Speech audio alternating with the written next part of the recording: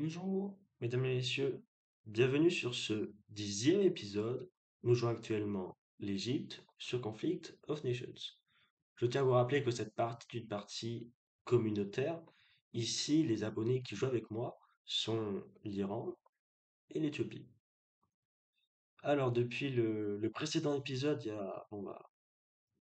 y a pas mal de choses qui se sont passées, même très récemment, pas que il y a quelques jours par exemple. Donc, bien évidemment, je vais vous résumer le tout.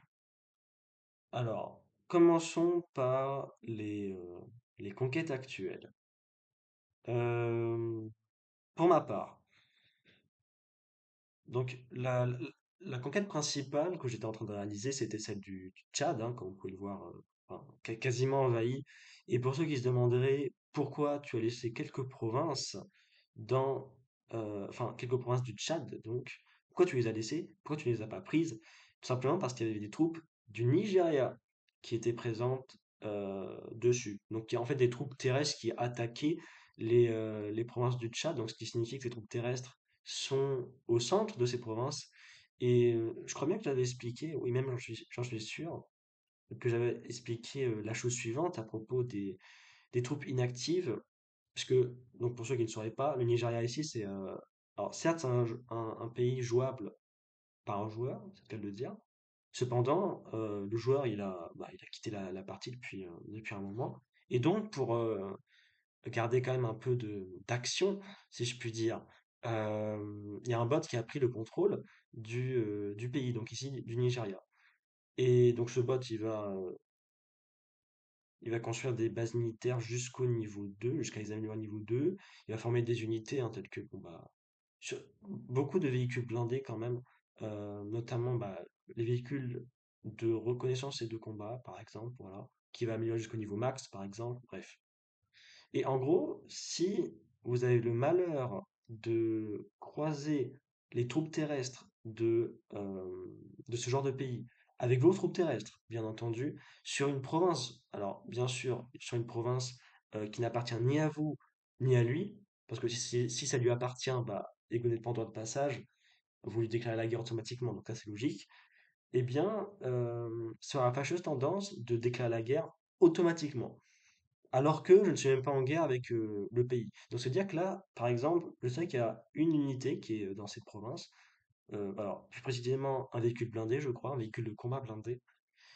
Et ben si par exemple je décide que telle infanterie aille sur telle province, au centre bien entendu, hein, pour prendre la province, eh bien même si je ne suis pas en guerre avec le Nigeria, ça déclare la guerre automatiquement parce que j'aurais en quelque sorte pénétré le même espace mais le même espace clos que l'une des unités terrestres du Nigeria. Et pourtant, je me répète, hein, mais je ne suis pas en guerre contre lui en ce moment. Donc je me suis dit, si ça arrive, c'est-à-dire qu'on va être en guerre contre le Nigeria, sachant qu'il y a une situation qui est bien plus urgente à gérer avec la coalition Center, hein, donc Roumanie,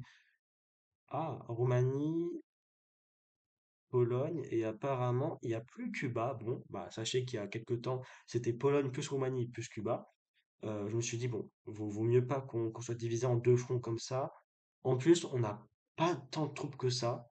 Euh, alors, ouais, 122 unités, d'accord, mais je veux dire, on n'a pas beaucoup de stacks opérationnels pour se permettre une telle chose. Bon, stack terrestre notamment. Donc, je me suis dit, c'est trop de risques. C'est beaucoup trop de risques, on va éviter. Donc, c'est pour ça que, bon, j'ai gardé quelques provinces du Tchad, voilà, enfin, j'ai gardé contre ma volonté. Et si jamais la situation avec la Roumanie et compagnie s'améliore très rapidement, eh bien, ma foi, on pourra aller envers le Nigeria. Hein. Écoutez, ce serait même très bon pour notre morale. Hein. Alors, on ne doit pas avoir trop de problèmes pour notre morale en ce moment. Euh, ouais, on est quasiment à 70%, donc c'est très bien. Bon, cependant, j'ai quand même pas envie de prendre non plus trop de risques et donc de laisser ces provinces le plus longtemps possible aux mains du Tchad. C'est prendre un peu de risque, je pense, ouais, je pense voilà, le Tchad, ils ont combien de provinces? Là il en reste 6, donc est-ce que c'est vraiment un gros problème? Je pense pas. C'est sûr que si vous déclarez la guerre à une nation entière et que la nation, elle a un grand territoire, bon, si vous l'attaquez pas du tout par la suite, que vous l'envahissez pas du tout, là, je pense niveau moral, c'est déjà moins bien, ça sera sûrement plus terrible que le cas que j'ai actuellement avec le Tchad. Mais voilà. Euh, c'est sûr que les provinces du Tchad, là, tout de suite, pour le moment, ça reste un problème. Mais on peut dire que pour le moment, c'est un problème mineur. Voilà. Donc, je pense que il y a que ça à dire au niveau du Tchad. Bon. Euh, et donc, il y a un deuxième front qui s'est ouvert, hein, pour ma part. Alors, deuxième front, mais totalement safe, parce que c'est les terres de l'Allemagne que j'envahis ici, hein, les anciens territoires de l'Allemagne, donc, qui étaient en Angleterre. Et je vous rappelle que l'Allemagne, les dernières unités qu'on avait pu voir, hein, c'est un véhicule en reconnaissance plus une infanterie qui était en Patagonie. Et quand l'Allemagne était encore dans une coalition, c'était marqué sur leur profil, in-game, qu'il n'avait plus que deux unités dans cette partie. Et ces deux unités, donc, c'était celle qui était en Patagonie. Donc, c'est-à-dire qu'en Angleterre, il n'y avait plus rien. Il y a plus aucune unité allemande en Angleterre. Donc, normalement, la, l'Angleterre ici est totalement safe. Alors, je dis normalement parce que ce que vous ne voyez pas ici, c'est que cette infanterie-là est l'une. Alors, je crois que c'était celle qui était à Londres, là, qui est celle qui est à Londres actuellement. Je les avais pas envoyés à Plymouth au départ, je les avais envoyés à Glasgow. Et je me disais, attends, c'est bizarre que Glasgow et Édimbourg, leur morale soit si bas, mais que le moral à Manchester et le moral à Aberdeen, par exemple, soit beaucoup plus élevé. Donc je me suis dit, il y a forcément des unités de quelqu'un, je sais pas qui, mais de quelqu'un, qui sont en train d'attaquer ces villes. J'avais raison. Alors, j'ai pas vu à Édimbourg ce qu'il y avait, mais c'était sûrement les mêmes troupes qu'à Glasgow. À Glasgow, j'avais vu un véhicule de combat blindé de la Suède. Bon, Suède qui a été vaincue par la Russie entre-temps, mais ce qui signifie que la Suède était en train d'attaquer l'Angleterre. Bon, donc Angleterre invasion de l'Allemagne, hein, bien sûr. Donc, je me suis dit, on va pas prendre de risques. Je pense que la Suède, enfin, j'étais toujours dans. Mon opinion était la suivante à propos de la Suède. Ils étaient inactifs. Donc, si jamais, justement, je rentrais à Glasgow alors qu'il y avait une troupe suédoise qui était présente, bah, j'aurais déclaré la guerre automatiquement. Et là encore, problème de morale. Bon, après la Suède, ouais, je sais pas combien de territoire il leur reste. Je crois plus rien. Il y a des petites îles ici que la Russie a envahies. On peut aller voir la Suède, hein. Normalement, il doit plus rien rester, hein, de la part de la Suède, hein. Ouais. Faudrait que j'écrive en anglais aussi, ce serait peut-être mieux. Ouais, 0 point de victoire, ok. Donc, il y a, il y a plus rien pour la Suède, hein, donc normalement, c'est plus un problème. Il y a quelques unités qui traînent par là. Bon, je verrai bien comment je m'en occupe. Voilà. Donc, aussi, optique, c'est quoi le point, enfin, le point de vue? Donc, justement, pourquoi j'ai envahi l'Angleterre, en fait? Tout simplement pour obtenir un point de vue encore plus large, pourquoi pas sur la Pologne. Bon, même si ce qu'on voit actuellement est plutôt rassurant. Et bon, vu les attaques de la Russie, franchement, on verra si la Pologne résiste. Si c'est pas le cas, le point de vue que j'aurais créé en Angleterre n'aura servi à rien. Ça fera toujours des points de victoire en plus. Donc, normalement, voilà, ça reste quand même largement potable le fait euh, aller chercher l'Angleterre de cette façon. Bon. Euh, donc, comme au départ, pour la Pologne, il n'y avait que l'Irlande comme point de vue depuis bah, l'Atlantique, en fait, mais dans tous les cas, depuis l'ouest de la Pologne, je me suis dit, si on envahit l'Angleterre, ça nous fera toujours une marge de manœuvre plus large.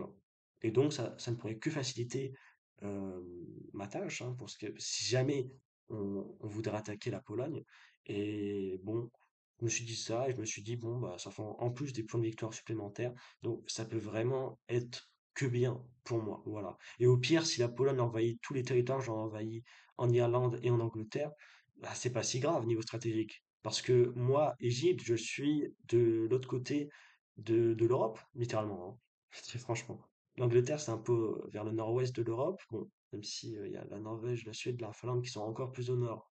Mais Angleterre, c'est un peu, voilà, c'est vraiment nord-ouest de l'Europe, alors que l'Égypte, c'est plutôt vers le sud-est de l'Europe. Donc, vous voyez, c'est très éloigné. Donc, autrement dit, si la Pologne envahit ces territoires, mes territoires qui seraient présents dans les parages, je ne craindrais rien, au final. Pour mes patrimoines, en tout cas. Bref. Donc, ça, c'est pour mes invasions. Pour celle de l'Éthiopie, alors je sais pas si c'est encore avancé, je crois que oui, hein. Visuellement, j'ai l'impression qu'il y a eu des changements. pour l'Éthiopie. Donc, ils ont quasiment fini l'invasion du Mozambique. Et apparemment, la Namibie sera en guerre contre l'Éthiopie. On va vérifier ça tout de suite. Ouais. Donc, si la Namibie est en guerre contre l'Éthiopie, est-ce que l'Éthiopie voudrait, euh, pourquoi pas, se frayer un chemin et envahir tout le reste de la Namibie? Why not, hein, franchement, pourquoi pas? Euh, Toujours dans la perspective, pardon, de gagner des points de victoire supplémentaires. Et puis, ça ne pourrait que améliorer leur base de manœuvre en Afrique du Sud. Donc, pourquoi pas, hein, franchement. Enfin, en fait, l'Éthiopie, avec notre guerre avec la Roumanie, donc on est quatre dans la coalition, Russie, Iran, moi et l'Éthiopie. On est tous concernés par cette guerre avec la Roumanie, mais sauf l'Éthiopie. Franchement, l'Éthiopie, je crois pas qu'ils sont en guerre contre Cuba, hein, ou je sais pas quoi. Ouais, non, Namibie, Tchad, Mozambique, bon, bah, clairement, ils sont pas en guerre contre la coalition Center. Donc, l'Éthiopie n'est pas vraiment concernée, hein, par cette guerre qu'on a actuellement contre la coalition Center. Donc, ça leur permet sûrement, voilà, de passer à autre chose très facilement. Vous voyez que si j'avais pas eu ce problème, par exemple, la, la, la possible menace de la coalition Center pour moi, bah, j'aurais pas envers le Nigeria. Mais je l'ai pas fait, parce qu'il y a toujours cette possible menace de leur part. Alors que là, l'Éthiopie, ils n'ont pas cette possible menace, du moins pour le moment. Donc, ils pourraient en profiter pour envahir la Namibie. Donc, bon, à voir. Après, voilà, l'Éthiopie, toujours pas très actif, mais je pense que ils pourraient se diriger que là-dessus, quoi, hein. Puis, pourquoi pas ensuite aller prendre Angola, hein, franchement. Moi, j'aurais déjà assez à faire avec le Mali et le Nigeria. Donc, ouais, pourquoi pas Angola aussi pour l'Éthiopie. Bon, ce sera à voir dans les prochains jours. Alors pour ce qui est de l'Iran et la Russie, alors je dois parler des conquêtes hors, comment dire, qui ne concernent pas la Roumanie et compagnie, voilà, qui ne concernent pas la coalition Center. Bah, je pense du coup il n'y a pas grand-chose à dire parce que bah, la Russie a fini la Suède. Ils sont pas attaqués à la Finlande forcément parce qu'il y a la Pologne et compagnie qui représentent une menace, hein, pour la Russie, elle aussi. Invasion à l'est pour la Russie, il y a rien. Et puis pour l'Iran, je sais pas s'ils ont continué leur invasion. Ah ouais. S'ils ont continué leur invasion en Océanie, en Asie, bah, d'après ce que je vois, non. Mais forcément que le plus juteux concerne, bien évidemment, la coalition Center. Euh, donc déjà, ce qu'on peut dire à propos de cette coalition ennemie, je crois pas que hier soir, parce que là, on est, bon, là, il est 15 heures. Mais je crois pas qu'hier, dans tous les cas, le Cuba avait quitté la coalition de la Roumanie. Voilà. Après, je pense pas que Cuba soit inactive non plus, mais voyons voir combien de personnes sont actives encore sur le serveur. Ça met qu'il y a 6 joueurs qui sont encore dans cette game, donc ce qui signifie que potentiellement 6 joueurs sont toujours actifs dans cette partie. Euh, Bah, dans les joueurs actifs, il y a moi, il y a la Russie, il y a l'Iran, donc ça fait déjà 3. Il y a la Pologne et la Roumanie, ça c'est sûr, ça fait 5. Ce qui signifie que l'Éthiopie ou Cuba ne seraient pas actifs. Alors, est-ce que l'Éthiopie est active? Ils sont marqués actifs, donc logiquement, c'est l'Éthiopie qui sera active et Cuba qui serait inactif. Euh, Ce serait étonnant quand même, parce que Cuba, récemment, alors, je crois que vous l'aviez vu, hein, dans l'épisode 9, ils avaient envoyé un croiseur, par exemple, vers les côtes marocaines, et puis croiseur que j'avais intercepté au final avec mes propres croiseurs, donc ma force opérationnelle qui est aussi contre. Je l'avais intercepté moi-même et bah, un bot, ça envoie pas des navires comme ça à tout bout de champ, hein, ça m'étonnerait en tout cas. Ou alors depuis le temps, il est devenu inactif, donc ça c'est possible. Ok, bah je pense que c'est ça, hein. Euh, Cuba qui serait inactif, ok. Après, il y a quand même des troupes ici qui sont parvenues jusqu'en Australie, ce qui n'était pas le cas il y a bah, même hier, c'était pas le cas en fait, hein. Jusqu'à présent, c'était pas le cas. Donc Cuba qui continue un peu à s'infiltrer, donc ça m'étonne qu'ils soient marqués inactifs, mais c'est possible, hein, écoutez. D'ailleurs, l'Iran qui envoie ses chasseurs bombardiers, sûrement pour abattre ses infanteries, parce que c'est vrai que si jamais Cuba s'installe un peu trop, et imaginons qui ne soit pas inactif, forcément que ça pourrait devenir une menace pour l'Iran. Alors, pas pour l'Iran directement, mais surtout pour ses conquêtes en Océanie. Voilà. Ok. Bah, du coup, par l'Iran, niveau conquête, euh, clairement, les seules conquêtes actuelles de l'Iran et de la Russie, ça va concerner la Roumanie et la Pologne. Et je pense que c'est une bonne transition pour du coup attaquer cette deuxième partie de la vidéo, donc à savoir les conquêtes futures. Alors, déjà, vous pouvez vous m'en demander, parce que vous l'avez sûrement vu dans les précédentes minutes, pourquoi la Russie a placé des sous-marins d'attaque comme ça? Et on a l'impression que c'est pas, enfin, qu'elle les a placés un peu au hasard. Bah, à vrai dire, c'est moi qui ai demandé à la Russie de placer ses sous-marins d'attaque. euh, oui, c'est bien les sous-marins d'attaque. Donc c'est moi qui ai demandé à la Russie de placer ses sous-marins d'attaque à ces endroits-là. Alors, pas à ces endroits précisément, mais en gros, ce que je lui ai dit à la Russie, fallait qu'elle passe ses sous-marins d'attaque aux carrefours les plus importants de l'océan Atlantique, afin que Cuba ne puisse pas venir proche de mon territoire, et plus largement ne puisse pas venir proche des territoires de mes alliés également. Donc vous voyez que si on fait apparaître les chemins maritimes, les sous-marins d'attaque de la Russie sont placés vraiment sur des carrefours où, à vrai dire, Cuba a de grandes chances de passer si jamais Cuba envoie des unités donc sous format naval. Alors je dis sous format naval parce que il y a bien les navires, hein, comme les croiseurs par exemple, qui restent sous format naval tout le temps, mais vous savez que les troupes terrestres, par exemple, hein, peuvent voyager sous format naval justement. Donc autrement dit, par le transport maritime. Et donc à ce moment-là, ce ne sont plus des troupes terrestres, mais des troupes navales. Donc c'est pour ça que je parle un peu comme ça, de format naval. Euh, et donc, ce qu'il faut savoir aussi sur Cuba, et donc c'est pas pour rien que ce soit des sous-marins d'attaque et pas une autre unité qui soit placée à cet endroit-là. Ce qu'il faut savoir sur Cuba, alors je sais pas si je peux l'avoir dans les renseignements, ce serait bien que j'ai la preuve en direct. Alors déjà, il y a un nouveau message. Ok. Euh, non, je vais pas l'avoir sur le jour 35, peut-être le jour 34. Je vais tenter une dernière fois. Ouais, voilà, vous voyez. Alors ça, vous voyez, toutes les recherches qui sont ici, ce sont toutes les recherches effectuées par Cuba. Donc, vous voyez que le seul bâtiment maritime qui a été recherché par Cuba, c'est le croiseur niveau 5. Ce qui signifie, pardon, que Cuba n'a pas d'autre unité navale que les croiseurs. Or, vous savez que les croiseurs, s'ils ont un point faible, c'est bien les sous-marins d'attaque. Si je prends niveau 1, par exemple. Alors, en vrai, qu'on l'aérien aussi, c'est pas bon, c'est pas fou les stats, hein, on va pas se mentir. Mais mine de rien, comme le croiseur a beaucoup de points de vie, ça laisse une marge de manœuvre pour agir, même si le joueur, par exemple, est inactif, je vais dire des bêtises, mais sur une journée entière. Et au final, si on parle vraiment que de point de vue naval, sans parler de point de vue aérien, puisque le point de vue aérien aussi peut se mêler avec le point de vue naval, par exemple avec les avions de patrouille maritime, vous voyez que les statistiques sont très favorables contre les navires de surface. Par contre, contre les sous-marins d'attaque, bon, vous voyez que c'est pas terrible, quoi.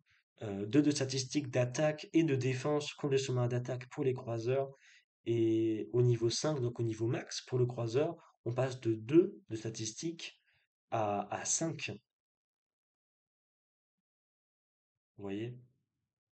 Alors que si on prend les sous-marins d'attaque, même niveau 1, ça suffit pour attaquer les croiseurs. 8 de dégâts. Contre les navires, voilà. Alors après, c'est vrai que le croiseur a largement plus de points de vie que le sous-marin d'attaque, même si le sous-marin d'attaque est en eau profonde, mais les statistiques font la différence, hein, très clairement. Et en plus, en eau profonde, les sous-marins d'attaque, comment dire, bénéficient d'un bonus ici. Vous pouvez le voir, un bonus de 25% d'attaque. Donc bon, clairement, même niveau 1, le sous-marin d'attaque suffirait pour abattre des croiseurs niveau 5. Et là, en plus, tu as réussi à les destroyer, les sous-marins d'attaque, pardon. La Russie a les sous-marins d'attaque niveau 3. Donc, autrement dit, voilà, 9 de statistiques. Bon, ça compte pas beaucoup depuis le niveau 1, mais quand même. Donc, la Russie, je pense que ça suffit, hein. Ce qu'ils ont placé ici déjà, ça permettrait d'intercepter, pourquoi pas. Des troupes de Cuba, voilà. Alors après, je lui ai dit, bon, après un sous-marin comme ça placé sur un carrefour, c'est peut-être pas terrible parce qu'il y a qu'une unité. Donc peut-être placer plus de sous-marins au même endroit. Donc, je sais pas, trois sous-marins d'attaque au même endroit, ce serait déjà pas mal. Voilà. Mais si Cuba est inactif, ça servira à rien. Donc, pour le moment, je pense que la Russie peut rester comme ça pour ses trois sous-marins d'attaque placés dans l'océan Atlantique. Et puis, si jamais on voit que Cuba est resté actif, eh bien, on s'organisera de plus belle, hein, très clairement. Bon, voilà. Euh, alors sinon, pour parler donc des conquêtes futures pour la Russie et l'Iran notamment, clairement, ça a joué sur la Pologne et la Roumanie. Alors l'Iran, ils avaient réuni un nombre phénoménal d'unités dans,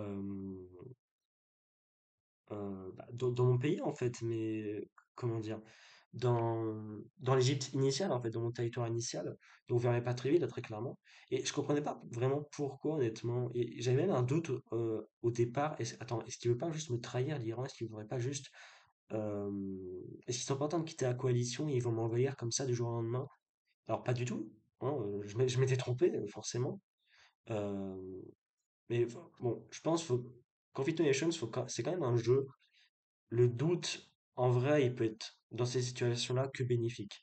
Bon, après, j'avais tort forcément parce que ces troupes-là n'étaient pas faites pour m'attaquer personnellement, forcément, hein, mais étaient plutôt faites pour attaquer la Roumanie. Donc en fait, l'Iran, ce qu'ils ont fait, ils ont ramené toutes leurs unités en Égypte, un peu comme si l'Égypte était un point de relais. Et puis, ils ont fait traverser cette partie de la Méditerranée, donc vers Héraclion, et ils ont débarqué en Grèce, qui est aussi un des territoires. Et vous voyez, au final, le territoire grec que j'ai envahi il y a quelque temps, bah, il a servi à l'Iran. Ça a servi de base d'attaque carrément pour l'Iran. Et vous voyez comment ils ont avancé. Ce matin, ils n'avaient même pas dépassé Sofia, donc ils ont bien progressé, l'Iran. Et d'ailleurs, ils ont amélioré très rapidement leur lance-roquettes niveau 4, hein. Donc, alors que les miens, ils sont même pas niveau 4, hein, ils sont niveau 3. Donc bon, l'Iran qui a bien progressé à ce niveau-là également, niveau artillerie. Et Craiova qui va tomber, j'ai l'impression, tout simplement. Donc, ce qui signifie possiblement que là, la Roumanie va être finie dans quelques temps, puisque non seulement au sud, ils ont affaire à une petite armée de l'Iran qui m'a l'air quand même assez puissante, du moins suffisamment puissante pour abattre les troupes du sud de la Roumanie, mais au nord, il y a également la Russie qui attaque avec les troupes qu'il avait disposées, du moins que le joueur qui joue la Russie avait disposé, et ce depuis déjà quelque temps. Donc au final, c'est une belle preuve d'anticipation, pardon, de la part de la Russie. Euh, donc pour rester sur la Roumanie, il y avait aussi ces unités qu'on pouvait voir, alors je sais plus où, c'était jour 35 je crois qu'on avait un visuel. Euh, ouais. Alors, vous voyez les recherches de la Roumanie. Alors, je crois que j'avais vu ici.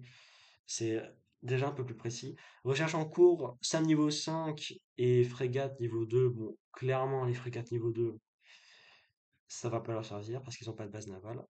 Et les SAM niveau 5, ça va pas non plus leur servir parce que la Russie et l'Iran n'attaquent pas avec leur force aérienne. Ils ont bien compris ça. L'Iran, ils attaquent plutôt avec leur artillerie déjà, vous voyez. Donc, euh, c'est vrai que par exemple, contre les avions en général, bah, les SAM, ça peut être un bon moyen de défense. Sachant que les SAM, c'est pas un moyen de défense aérien, c'est un moyen de défense terrestre contre l'aérien. Contre le naval, bon, on a les avions de patrouille maritime qui sont du coup euh, une force aérienne, par exemple. Donc vous voyez, c'est un différent point de vue, mais ça peut quand même contrer le maritime en tant qu'aérien. Par contre, côté lance-roquettes, euh, un contre efficace contre le lance-roquettes. Alors, je sais pas si ils ont. Oui, non, ils ont des sabres. L'Iran a des sabres, hein, ils ont mis des sabres. Et la Roumanie n'a pas d'hélicoptère. Donc, en fait, là, la Roumanie, ils n'ont pas de contre efficace pour justement contrer les lance-roquettes de l'Iran. Donc, en fait, la Roumanie, là, ils sont juste complètement perdants. Voilà. Donc, c'est pour ça que je dis qu'ils ne devraient pas faire long feu. Euh, Donc, ça, c'est pour la Roumanie. Pour ce qui est. Alors, pour ce qui est des unités de la Roumanie, donc ils n'avaient pas fait la recherche des chasseurs de chars. Ou alors je crois que c'est la Pologne dans ce... Non, la Pologne aussi a des chasseurs de chars. Ouais, la Roumanie qui a les chasseurs de chars niveau max, niveau 7. On n'a pas le visuel pour le moment. Il y en a sûrement dans les quelques contacts radars terrestres qu'on peut voir actuellement à l'image. Euh,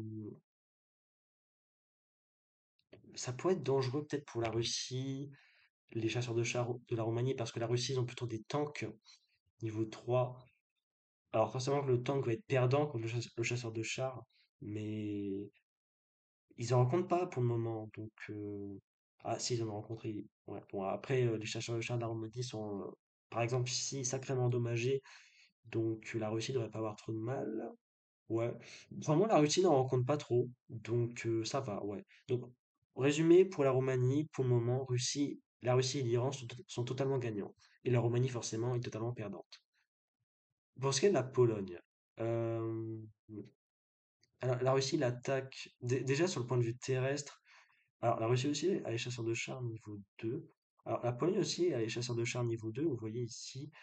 Euh, un gros point fort à la Pologne, ce serait peut-être l'infanterie niveau max. Non, pas niveau max, niveau 6 pardon. Ce qui permet en tout cas d'avoir la range d'attaque. Donc, ça peut avoir son efficacité. Euh, et vu comment la Russie attaque massivement, logiquement, la Pologne va au moins perdre Gdansk, peut-être, au moins, ou Bydgoszcz. Varsovie, ça m'étonnerait que ça se passe tout de suite parce que les deux troupes ici, ça doit déjà faire il n'y a pas que deux unités là dans ce stack par exemple. Vous voyez, je pense pas en tout cas d'en avoir quand même bien plus. Donc ouais. Bon, en tout cas, la Pologne qui, si je puis dire, ne fait que retarder l'inévitable. Et du point de vue naval, la Pologne a des destroyers niveau 3, hein, vous pouvez le voir ici. Euh, alors, les croiseurs niveau 1 de la Russie suffisent, j'ai l'impression. Ouais, bon, quelques pertes, hein, mais pour le moment, la Russie est gagnante hein, du point de vue naval également, sur le point de vue naval également.